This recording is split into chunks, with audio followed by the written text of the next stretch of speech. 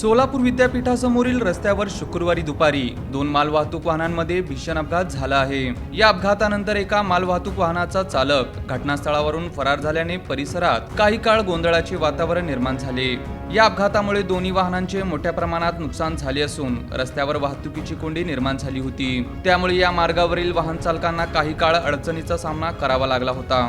या अपघातात दुसऱ्या मालवाहू वाहनाचा चालक किरकोळ जखमी झाला असून त्याला प्राथमिक उपचार देण्यात आले। सुदैवाने या घटनेत कोणतीही जीवितहानी झालेली नाही। या घटनेची माहिती मिळताच संबंधित यंत्रणा आणि पोलिसांनी घटनास्थळी धाव घेत वाहतूक सुरळीत करण्याचे काम हाती घेतले। अपघातानंतर फरार झालेल्या चालकाचा शोध सुरू असून पुढील तपास सुरू आहे।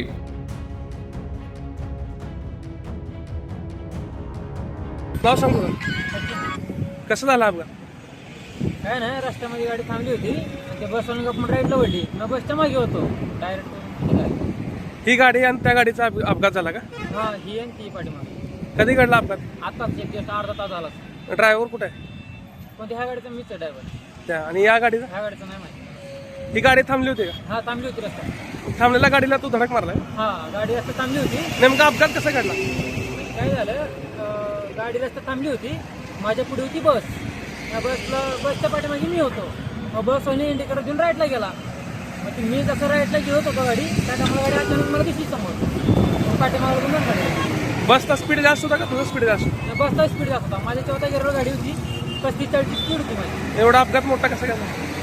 गाडी रस्त्यात थांबल्या तरी स्पीड. माझ्या गाडीमध्ये लोड आहे 9 टन लोड असल्यामुळे मारलं पण पाठीमागे टाकणार सरळ. कोण जखमी नाही ना? नाही फक्त कुठली आहे गाडी? कुठे घेऊन चालली होती? पुण्याला चालू होतं. पुण्याला. ही गाडी कुणाची? आम्हाला ठीक आहे, आता कुठं पुण्याला चालणार?